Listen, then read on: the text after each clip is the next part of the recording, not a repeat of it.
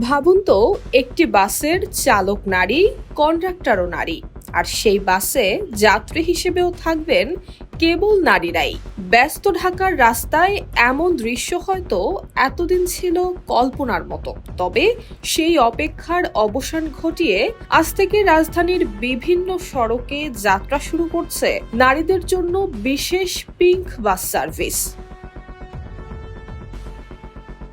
গোলাপি রঙের এই বাস শুধু রাস্তায় নতুন একটি রং যোগ করছে না, বরং নারীদের নিরাপদ এবং স্বাচ্ছন্দ্যময় যাতায়াতের পাশাপাশি পরিবহন খাতে অংশগ্রহণেরও নতুন দুয়ার খুলছে। কিন্তু প্রশ্ন হলো, কোথায় কোথায় মিলবে এই পিঙ্ক বাস? রাজধানীতে নতুন বাজার মতিঝিল, তালতলা মতিঝিল, এভাবেই কোটি কোটি মানুষের ঘরে দেশ জুড়ে ফ্রিজ একটাই, ওয়ালটন। ডেমরা স্টাফ কোয়ার্টার মতিঝিল, মিরপুর ১০ মতিঝিল, মিরপুর ১২ মতিঝিল এবং মোহাম্মদপুর মতিঝিল সহ একাধিক গুরুত্বপূর্ণ রুটে চলবে এই বাস।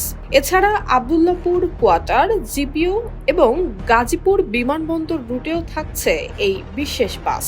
এর মধ্যে নতুন বাজার থেকে মতিঝিলগামী বাসটি চলবে কোকাকোলা বাড্ডা, রামপুরা, মালিবাগ, পল্টন এবং গুলিস্তান হয়ে। অর্থাৎ রাজধানীর ব্যস্ত বেশ কয়েকটি গুরুত্বপূর্ণ এলাকা যুক্ত হচ্ছে এই রুটের সঙ্গে। শুধু ঢাকা নয়, দেশের অন্য শহরেও থাকছে পিঙ্ক বাসের সেবা। বগুড়ার শেরপুর মাটিডালি রুটে চলবে দুটি বাস, আর চট্টগ্রামের কালুরঘাট পতেঙ্গা রুটে চলবে আরও দুটি বাস। চট্টগ্রামের এই বাসগুলো কালুরঘাট কাপ্তাই রাস্তার মাথা, বহদ্দারহাট মুরাদপুর, ২ নম্বর গেট, জিইসি মোড় এবং লালখান বাজার হয়ে চলাচল করবে।